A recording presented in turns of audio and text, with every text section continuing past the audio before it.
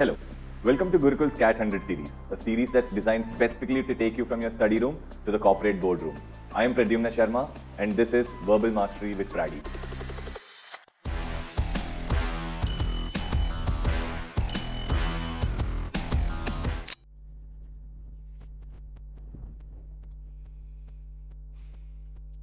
Hello guys, welcome back to another video.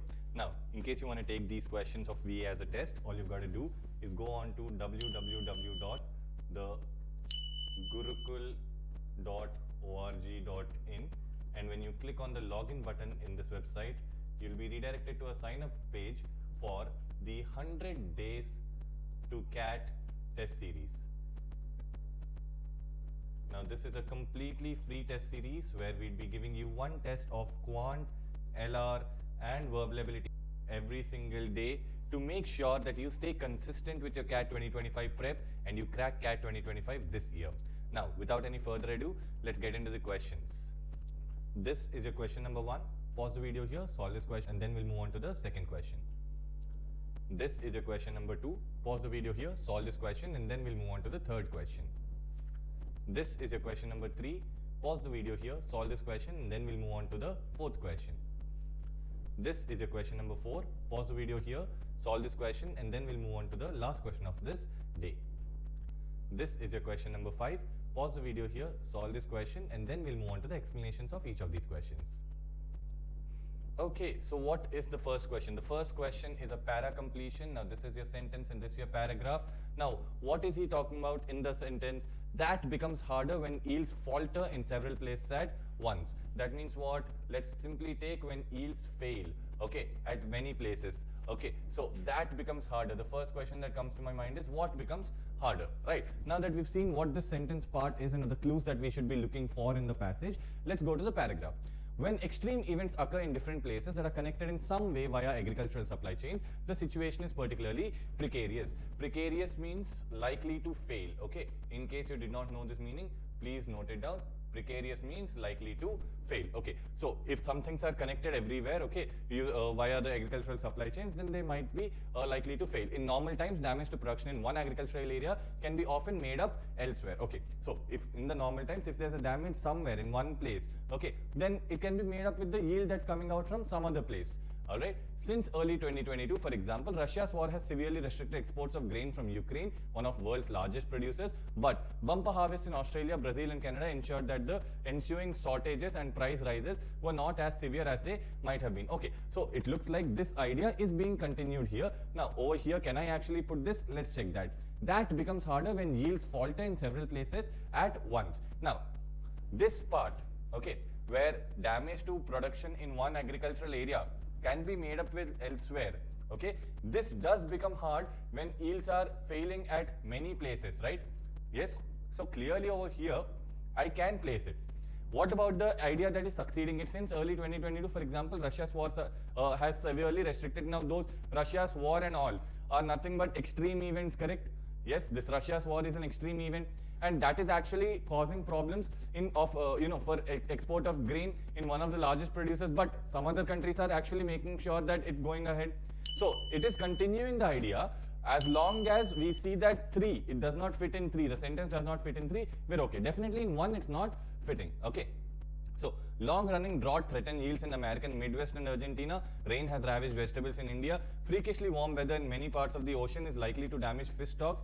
So again, he's moving into the examples part. So after 3, he's kind of moving into the examples parts, right? Now, what's the idea that we are getting in the last part? Benjamin Coates, the scientist who leads a project monitoring land temperature in the European Space Agency, has warned that this year's heat is severely affecting food production. So over here, the idea has already moved on. So definitely I cannot put it at 3. I cannot put it on 1. So the best place for me to place the sentence is 2. So my correct answer should be option 2. Now, let's move into the second question. Now, the second question is also a para completion. This is a sentence and this is a paragraph. So, what's happening over here? The sentence says the outcomes of this experiment were less striking. So, this experiment, which experiment is he talking about? That's my first question. And less striking compared to what? Right. So the moment I see less striking, the first thing that should come to my mind is, okay, maybe some experiment had already been done before. Now I'm talking about another experiment. So after both the experiments are talked about, then I will be looking at this line. Yes. Now let's read through the paragraph. Origins of the view that, contrary to the above, remote working boosts productivity can be traced to an experiment nearly a decade before the pandemic, which was reported by Nicholas Bloom of Stanford and others in 2013. Okay, so maybe this part, okay, the thing that happened in 2013 can be taken as experiment 1. Yes. Now, what does this experiment 1 talk about? Call center workers for a Chinese online travel agency known as Trip.com increased their performance by 13% when a remote figure that continues to appear in media coverage today. Okay, right. So here he's talking about how these Trip.com people increase their performance by 13%. But two big wrinkles, that means two big problems, are often neglected. First one, more than, so again, this is a continuation. Okay. In 2, there is no break of the flow. In 1 also, I cannot place this because only first, this is just about the first experiment. No, we've not even talked about the second experiment yet, right? So first, more than 2/3 of the improved performance came from employees working longer hours, not more efficiently. Second, Chinese firms eventually halted remote work because offsite employees struggled to get promoted. So again, they were talking about the two wrinkles, the two problems that came when people were working remotely. Okay. Yes, in 2022, Dr. Bloom visited Trip.com again, this time to investigate the effects of hybrid working trials. So now, here, when we are talking about 2022, this part is my experiment 2, correct? So probably after this, okay, now over here I can see that the outcomes of this experiment, that means the experiment of effects on hybrid working trial, okay, that could be less striking, less, problematic. It had negligible impact on productivity. So yes, this fits, correct? So clearly, I can place my sentence in option 3. According to these options, the correct answer will be C, option 3. Now let's move on to the third question. Now this third question is an odd man out type of question. That means we'll have to choose 4 sentences which go together and 1 sentence that does not go together. Now there are 2 ways to do this. First one is theme differentiation, when we look at the theme that's shared by 4 sentences, or we'll go with a ParaJumble approach. Okay. Now, if we are looking at these 4-5 sentences, and so for years, the dolls sat side by side inside a display cabinet, bearers of a message from the dawn of sound recording that nobody could hear. Now over here, the dawn means start. Okay. So, this does not really tell me about any kind of an introduction. In fact, if it is starting with and, that means some idea must have been there before this, right? So I'm just going to keep this aside. Okay, so far I'm going to keep 1 aside. Though Robin and John Rawls owned 2 rare talking dolls manufactured by Thomas Edison's phonograph company in 1890, they did not dare play the wax cylinder records tucked inside each one. Now see, here also I talk about the dolls. Here also I'm talking about the dolls. So there's some kind of an echo between these two. Probably these two are connected somehow is what I should be thinking. Okay, so I'm not going to think that 1 is my odd man out anymore. I'm just going to keep 2 and 1 aside. Okay, again, in no particular order, I'm just keeping 2 and 1 aside and I'm going to the third one. Year after year, the Rawlses, now who are these Rawlses? These people, John Rawls and Robin Rawls. Okay, Rawlses asked experts if there might be a safe way to play these recordings. Fair enough. Now, why am I asking them, if there's a safe way to play this recording? I don't know yet. Okay, so 4. Sound historians say that the cylinders were the first entertainment records ever made, and the young girls hired to recite these rhymes were the world's first recording artists. Now, over here, the one echo that I find is about the cylinders, okay, which over here I see as the wax cylinder records. But again, this sentence brings in an element of the girls who are, hired to record the rhymes and all, which is a completely new thing. So far, in the first 2 to 3 sentences, we were talking about dolls, right? Okay, in this 4th sentence, I do not spot anything about the dolls.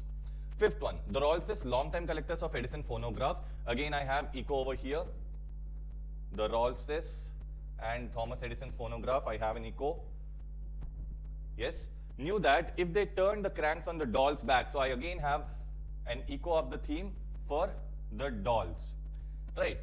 The steel phonograph needle might damage or destroy the grooves of the hollow ring-shaped cylinder. Now, over here you see, they knew that if they turn something, something might get damaged. And that is why the dolls just kept sitting side by side without doing anything, correct? So, what I can understand now is that 5 and 1 might go together. And now when I'm looking at third one, okay, because we know that, this thing could damage them, and that is why they've been sitting for, very long without any kind of, playing. That is why year after year, the Rolls might have questioned or asked the, experts about if there's a way. So 5, 1, 3 can go together. And obviously 2 looks like a very, very nice introduction for all of this story, where he's talking about, the people who have gone to Edison's phonograph company and gotten these dolls and all. So my order should be 2, 5, 3, 1, which means the odd man out should be 4. Okay, now let's go to the next question. Here again, this is another odd man out question. Okay, please try to understand that I'm not just saying it's an odd man out by looking at 5 sentences. I'm actually going through the directions. Sometimes they might even give you 5-sentence ParaJumble. So please do not think that just because there are 5 sentences, it's an odd man out. Go through the directions. It doesn't take more than 30 seconds for you. This can actually save 3 marks of your verbal ability paper. Okay, so let's look at these sentences now. Without it, donors will not give and volunteers will not get involved. Great, fine. But what is this it? My first question is, what is that it?